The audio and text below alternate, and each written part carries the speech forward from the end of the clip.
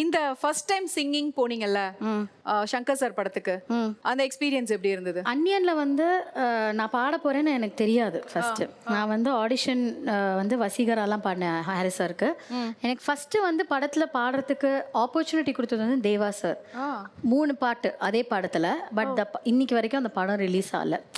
Okay, அது வெளியில வரதுக்கு முன்னாடியே எனக்கு இந்த ஆடிஷன் ஆச்சு. நான் போய் ரெக்கார்ட் பண்ணேன். நைட்டு தான் ரெக்கார்ட் பண்ணாங்க. அதுக்குள்ள நான் எங்க அம்மா மடியில படுத்து தூங்கிட்டேன் வெயிட்டிங் ரூம்ல. 11th படிக்கும்போது அது ரிலீஸ் ஆகும்போது நான் 12th படித்தேன். So 1 year later. So I don't know.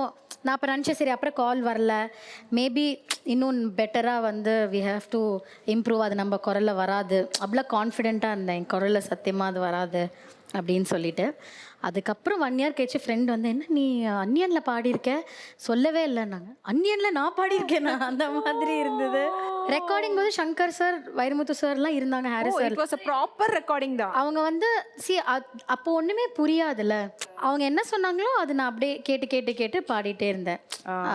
அதுக்கப்புறம் வந்து 1 year கழிச்சு அதில் வரும்போது தான் நிஜமாவே நம்ம பாடினது வந்துடுச்சாங்கிற மாதிரி இருந்தது எனக்கு.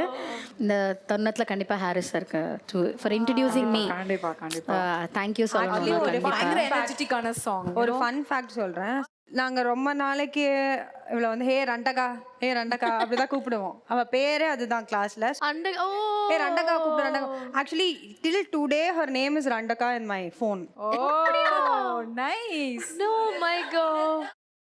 ஏய் எப்படி இருக்குமோ சொல்லுங்கம்மா.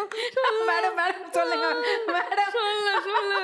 ஜோயா, உங்களுக்கு ரொம்ப அழகான வாய்ஸ் இருக்கு, ரொம்ப பியூட்டிஃபுல் வாய்ஸ் இருக்கு. நல்லா இருக்கு வாய்ஸ், ரொம்ப பியூட்டிஃபுல்லா இருக்கு. Lovely, happy. ஜோயா கீழே வந்துரு, முடிச்சிடலாம் எபிசோட. வா.